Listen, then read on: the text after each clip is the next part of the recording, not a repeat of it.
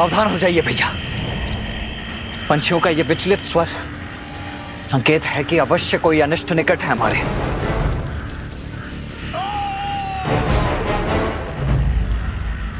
किसी मनुष्य का स्वर है ये, जैसे कि बहुत पीड़ा में हो।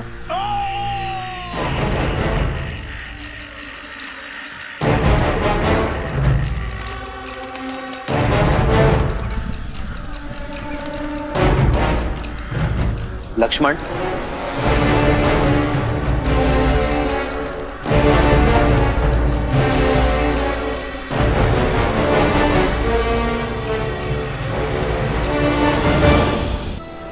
बात है ये, अरे दुस्साहस का दंड है ये ढोंगी। हमारे वन में आकर यज्ञ कर कर इसे अपवित्र करते हो।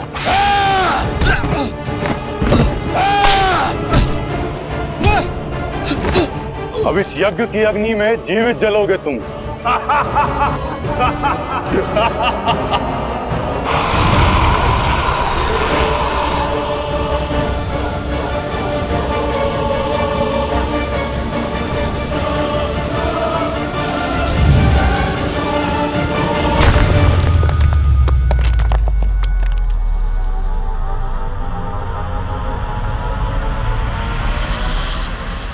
कौन है?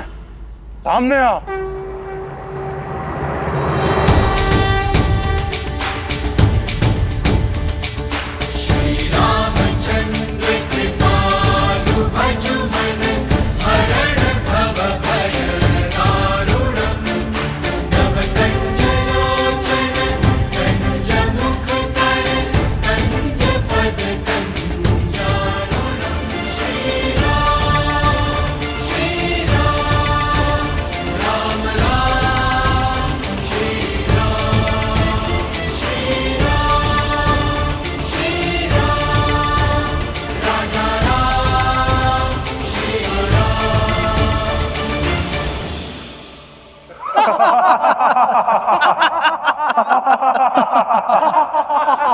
ओ, ये तो वनवासी बालक है।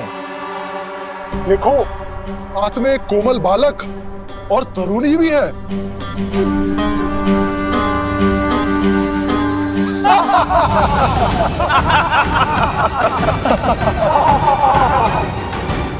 हमारे वन में हमें ललकार कर बहुत बड़ी भूल कर रहे हो नादान बालक। इन्हीं ऋषियों के साथ तुम्हारी भी आहुति देंगे। अभी एक क्षण में ज्ञात हो जाएगा कि कौन किसकी आहुति देता है। लक्ष्मण,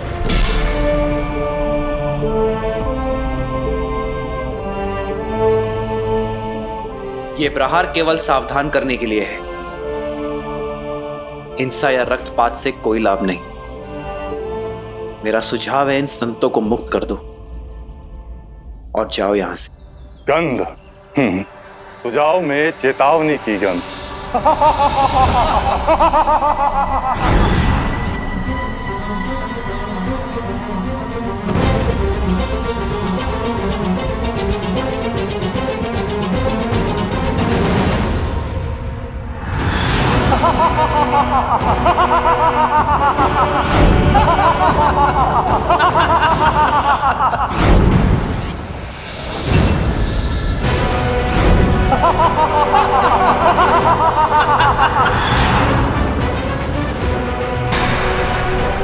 सीते,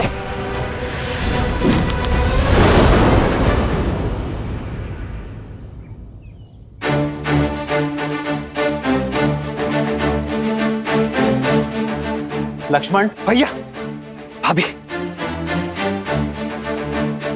जाओ सीता। आइए भाभी।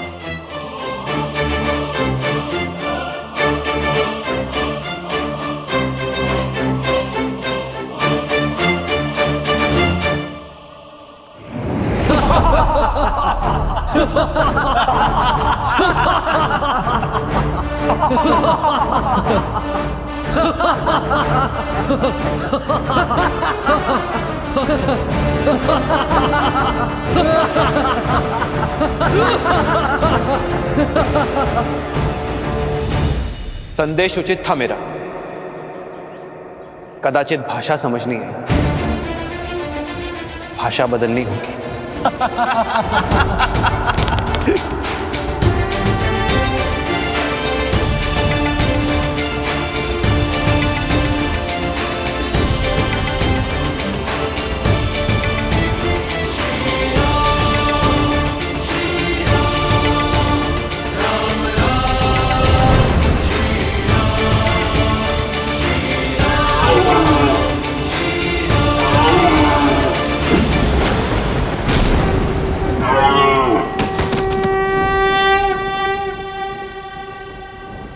भैया,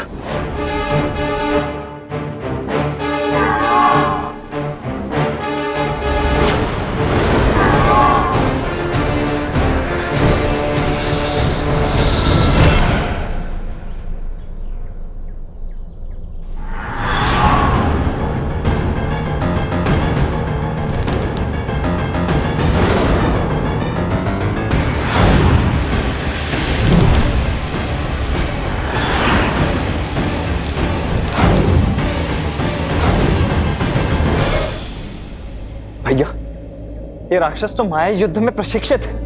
यदि हम इन्हें देख ही नहीं पाएंगे तो इन पर बाण चलाएंगे कैसे?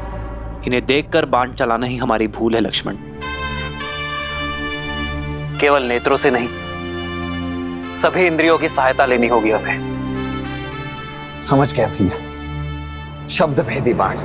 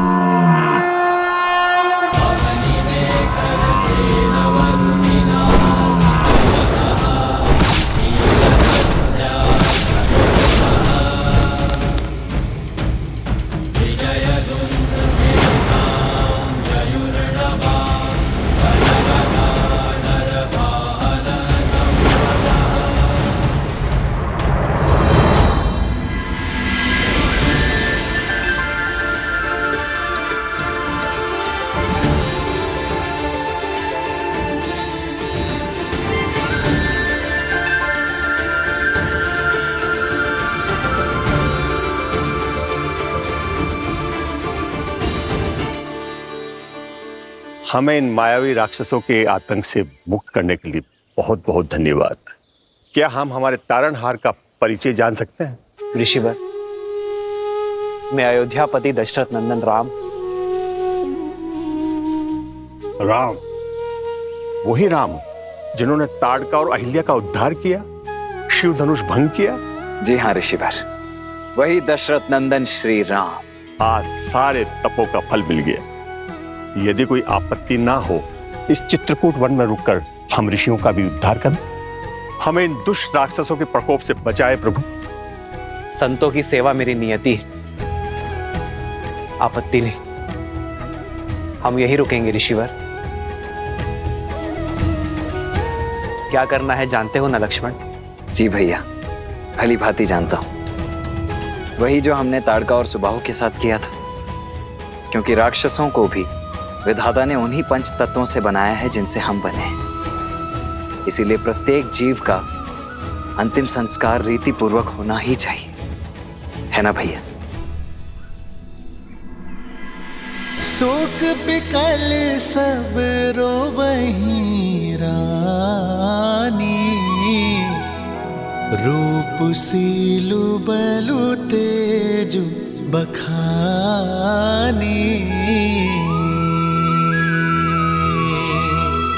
करहि बिलाप अनेक प्रकारा, परहि भूमि तल बारहि बारा।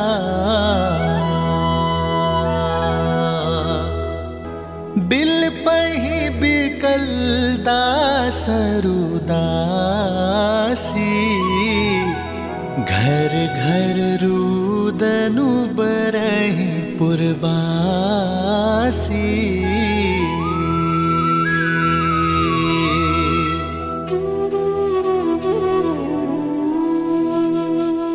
आज अयोध्या में अंधेरा है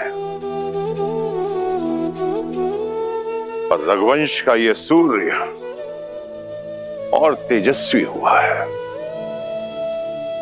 मुझे गर्व है कि जीते जी और जाते समय भी मेरे शिष्य ने रघुवंश की परंपरा का मान रखा।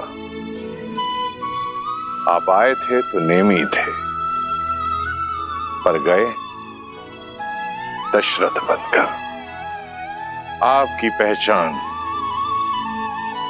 ये संसार युगों युगों तक स्मरण रखेगा। आजीवन आदर से आप मेरे चरण छूते थे नेमी, और आज मैं आपके समक्ष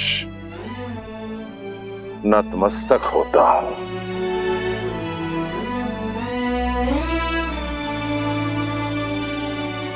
जिन्हें परम धाम जाना था वो तो चले गए आचार्य, पर जो यहां है उन्हें सांसारिक नीतियों का तो पालन करना होगा।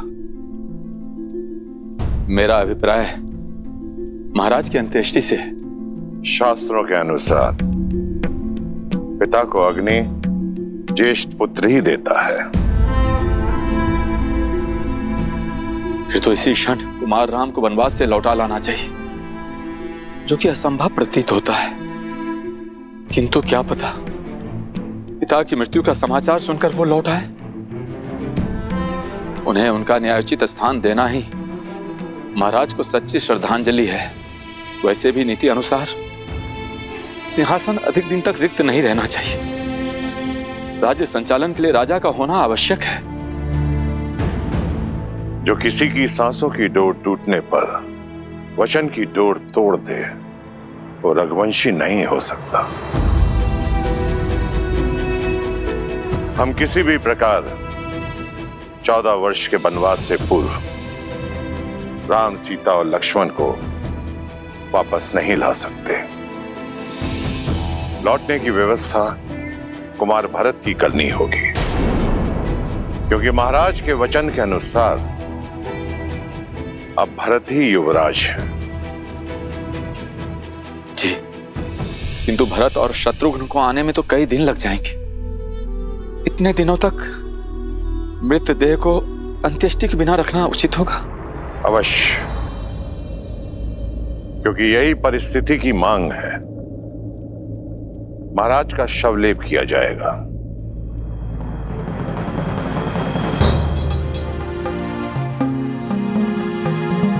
सैनिक, अयोध्या के सबसे तीव्र अश्रु लेकर कैकेयी पहुंचो और भरत और शत्रुघ्न को यह संदेशा दो कि मैंने एक विशेष उद्देश्य के लिए उन्हें तुरंत अयोध्या बुलाया है। महाराज अश्वपति और कुंवर युद्ध जीत के लिए अयोध्या से उपहार लेकर जाइएगा। अपनी भावनाओं को संतुलित रखना। महाराज के स्वर्गवास और राम के वनगमन की भनक भी उन्हें नहीं लगनी चाहिए। ये उन्हें यहां तक आने नहीं देगी।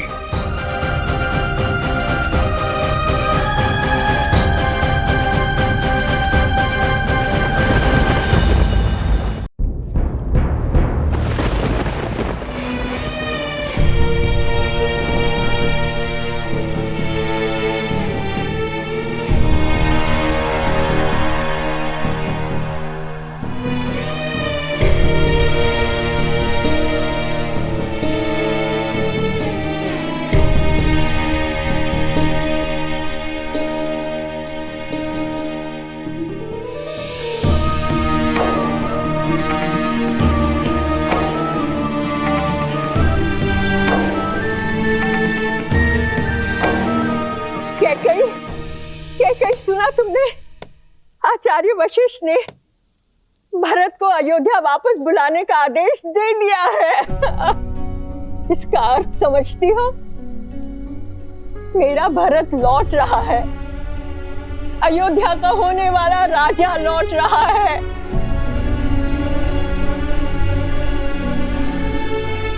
किंतु ये सुनकर चिंता क्यों? चिंता उन प्रश्नों की है जो भरत के साथ आएंगे। कैसे मिलूंगी मैं उससे? क्या कहूंगी मैं उससे? कैसे समझाऊंगी मैं अपने भरत को?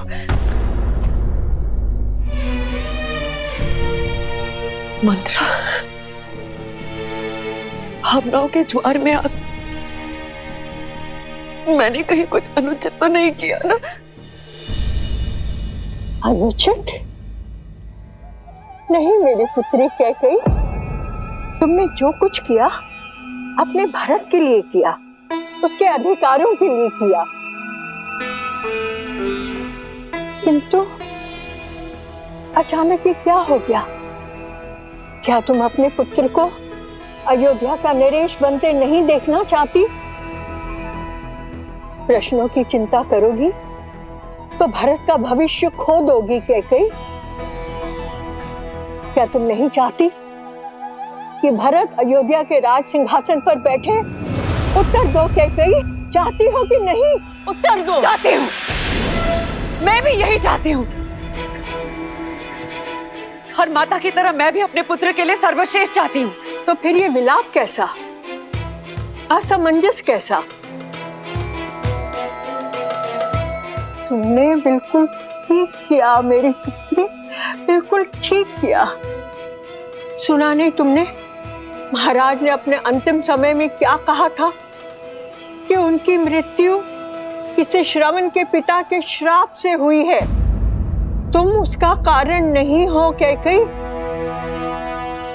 किंतु अभी बहुत बड़ी परीक्षा शेष है।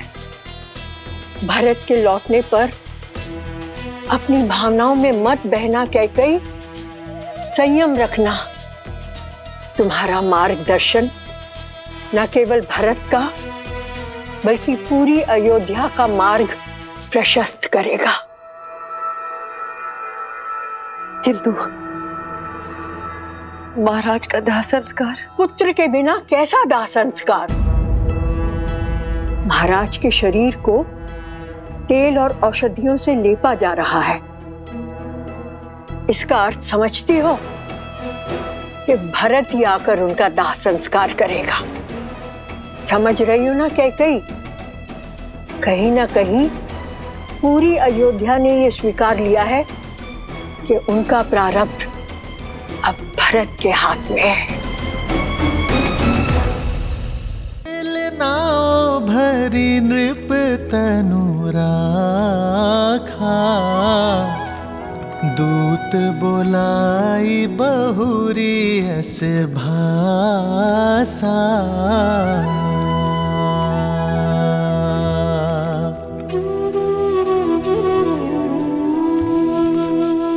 ठीक प्रकार से औषधि युक्त तेल में पूरा शरीर समा जाना चाहिए।